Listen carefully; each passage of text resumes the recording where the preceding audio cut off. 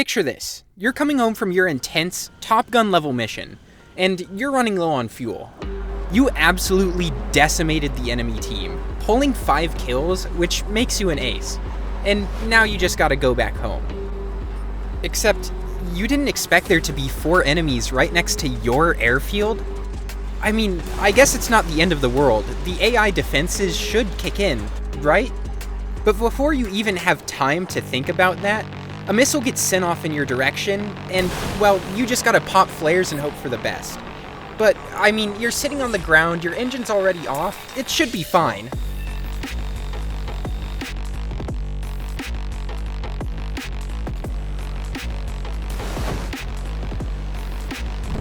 What? Why didn't that work? Well, what they were just hit by was an anti-tank missile. The AGM-65 Maverick, a normally useless weapon for hitting aircraft considering it turns about as hard as your average Midwest American highway. This missile, however, locks onto the target with just a regular old video camera, which doesn't care about flares in the slightest, and with nearly 5 times the explosives packed into it, well, let's just say it's basically always a one-shot kill. See, I want to redefine what the term airfield camping means at the highest tier of the game. Normally, when people talk about airfield camping, it means that somebody's staying inside of the firing range of the AI-controlled airfield defenses. But this all changes today. The number one problem with this strategy, though, is that you have to be at your computer to have fun. But you can fix that with today's sponsor, Raid Shadow Legends. You know them, you love them, and they're here to celebrate their 4th anniversary.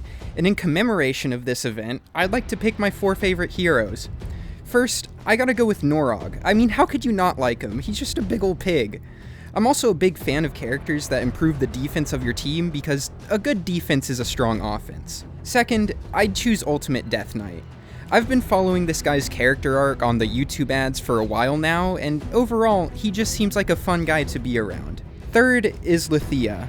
She honestly has my favorite character design in the game. I'm just a really big fan of blue and white color schemes. And finally, we have Sir Nicholas. I mean, I know he's Santa, but I've made sure to stay on the nice list this year, and he seems like he'd tell some pretty great stories. Additionally, Raid is proud to announce one of its most requested features, live PvP.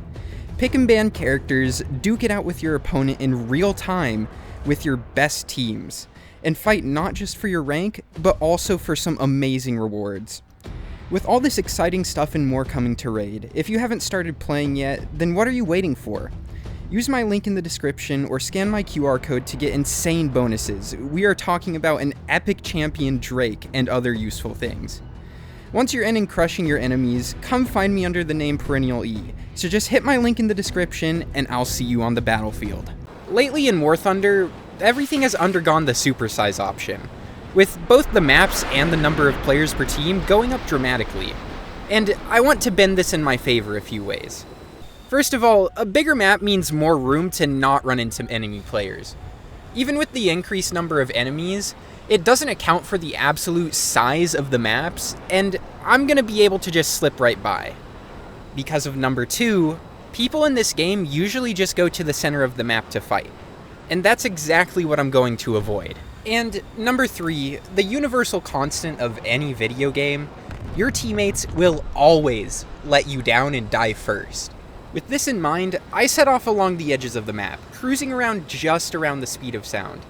Seeing as most maps have 6 anti-aircraft defenses per runway, you can do this tactic solo, as long as you have 6 guided weapons, of course.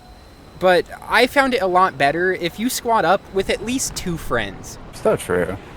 You can't I got a hit on the F5C. Oh my god. In doing this, you can have one person distract the roll-ins, which usually just tunnel vision on one person, while the other 2 people wipe everything out in a single pass. This also leaves you free to carry around more air-to-ground missiles, so if anybody ever lands on the runway, well, they're not in for a very great time. From there, all it takes is a little bit of awareness, watching for the enemy team to come back. Bad dude spawn monitoring, if you will. Once you see an enemy come in, you have 2 options. You can either intercept them before they land, and force them to throttle up when they're already really low on fuel. Or, if you have any anti-tank missiles left, you can wait for them to land, and you can absolutely chuck these things. They can reach out to about 10 kilometers if you're around Mach 0.9. In doing so, that baby will guide right in while they're stationary, or even if they're rolling slowly on the runway. I wouldn't recommend trying to hit anybody in air with these things, but every once in a while you can get a hit with them as well. Just keep in mind, these things don't have a proximity fuse. They have to directly contact what they hit in order to explode. The top 3 planes I recommend for this are all American though. What can I say? I really just love to strap unreasonable levels of missiles to our planes. My number 1 pick was the F-4 Phantom. You can take 6 Mavericks, and in addition to that, you can carry 4 Sparrows. Or if you have the Israeli Phantom, you can trade 2 of those Sparrows for 1 Sidewinder each. My number 2 pick is the F-16. I mean, it has the best armament and the best flight performance. The only thing is, if you're trying to queue up with a full squad, you're going to be looking at some really long queue times. That doesn't take away from the fact, though, that if somebody's flying back to base because they've just destroyed your entire team, they're probably going to piss themselves seeing 4 F-16s pop up above their airfield. And at the advent of this video, the F-5E is being moved down to 10.7, which lets it see things that it really shouldn't. You don't have to sacrifice any of your air-to-air weapons in order to take 4 Mavericks, but you will have to play this thing in a squad because you don't have enough armament to clear the airfield alone.